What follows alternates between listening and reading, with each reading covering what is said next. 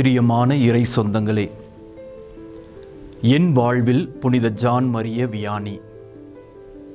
புனித John Maria Vianney குருக்களின் பாதுகாவலர். பல லட்சம் குருக்களுக்கு உந்து சக்தியாக இருப்பவர். என்னுடைய வாழ்க்கையிலும் பல்வேறு நிலைகளில் புனித ஜான் மரிய வியானி உந்து சக்தியாக இருந்து வருகிறார். குறிப்பாக 2 நிலைகளில் அவரை என்னுடைய வாழ்வின் எடுத்துக்காட்டாக நான் பார்க்கிறேன்.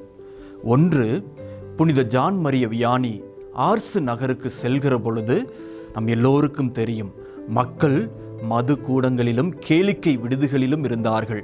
அங்கு பெரிய கட்டமைப்போ மக்கள் கூட்டமோ கோவிலில் கிடையாது. ஆனால் புனித ஜான் மரிய வியானி அந்த ஊரை மட்டுமல்ல, உலகத்தையே தன்னுடைய பங்கை நோக்கி திரும்பி பார்க்க வைத்தார்.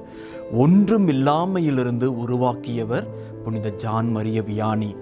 என்னுடைய வாழ்க்கையிலும் கடவுளின் கரம் கொண்டு எந்த பங்கு தளத்திற்கு சென்றாலும் ஒன்றும் இல்லாமையிலிருந்து என்னால் உருவாக்க முடியும் என்ற உந்து சக்தியை புனித ஜான் மரிய வியானி என்னுடைய வாழ்க்கைக்கும் கொடுத்திருக்கிறார்.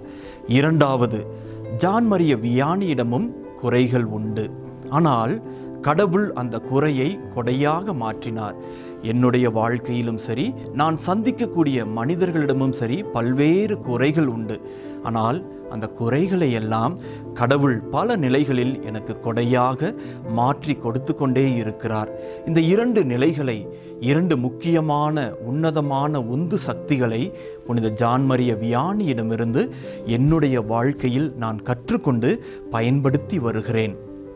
எனது அருள் உனக்கு போதும் என்ற வாக்கின்படி புனித ஜான் மரிய வியானி கடவுளின் அருளை பெற்று புனிதராக சிறந்த வாழ்க்கை வாழ்ந்தது போல, அதே கடவுளின் அருள் என்னை சிறந்த வாழ்க்கை வாழ உந்து சக்தியாக ஜான் மரிய வியானியின் வழியாக பயன்படுத்துகிறது என்பது நிதர்சனமான உண்மை.